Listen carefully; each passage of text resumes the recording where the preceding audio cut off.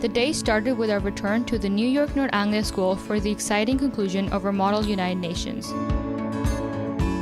We broke out into our communities and resumed debate on the key international issues. Seeing students my own age being so engaged and passionate about such important global concerns is truly inspirational. Although we each have strong opinions, listening to other delegates and learning from their perspectives is vital in order to make small changes in our lives.